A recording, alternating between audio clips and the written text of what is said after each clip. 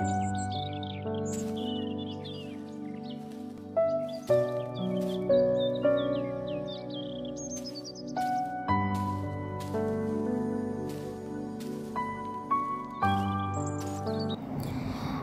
ইফতারের জন্য fried rice ready করে নিয়েছিলাম।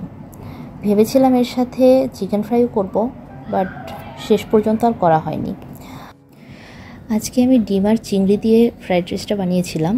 তো চলেন রান্না শুরু করি।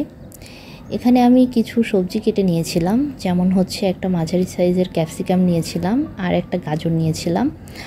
আর এখানে ডিমে আমি একটু লবণ আর গোলমরিচ দিয়ে দিয়েছিলাম। এরপরে হচ্ছে চিংড়ি মাছটাকে একটু ম্যারিনেট করে নিয়েছিলাম লবণ আর হচ্ছে ব্ল্যাক পেপার দিয়ে। তো এরপরে হচ্ছে রান্না শুরু করলাম। তো এখানে হচ্ছে আমি প্রথমে একটু চিংড়ি মাছটাকে ভেজে নিয়েছিলাম হালকা করে, খুব বেশি ভাজা ভাজা করিনি।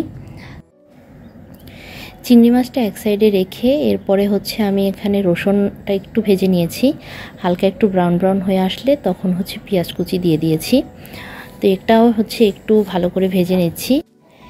এবারে এখানে গাজরটা দিয়ে দিচ্ছি। গাজরটা যেহেতু একটু শক্ত টাইপ হয় তাই এটা একটু আগে দিয়ে দিলাম। তো একটু ভেজে নিয়ে একটু নরম হয়ে আসলে তখন হচ্ছে ক্যাপসিকামটা দিয়ে দিব।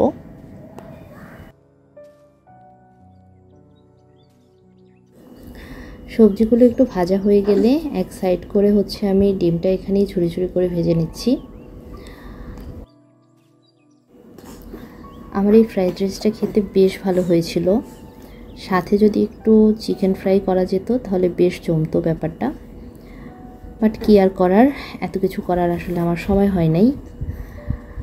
তো এই তো এখানে হচ্ছে একটু লবণ দিয়ে দিলাম সবজিগুলোতে। তো এখানে আমি একটু কাঁচামরিচ ব্যবহার করলাম যাতে একটু ঝাল ঝাল লাগে। রাইসটা আমি আগের দিন রেডি করে তারপরে হচ্ছে ফ্রিজের নর্মালে রেখে দিয়েছিলাম, এতে করে আসলে একটু ঝরঝরা হয়। তো এ পর্যায়ে হচ্ছে আমি একটু গোলমরিচ দিয়ে দিলাম, তারপরে হচ্ছে সয়া সস, টমেটো সস এগুলো দিয়ে দিয়েছিলাম। তো এই তো আমার তো ফ্রাইড রাইস রেডি। খুব সহজেই মনে হয় করে ফেলেছি। যাই হোক, অনেকে আসলে অনেকভাবে করে, আমি অত কিছু করি নাই।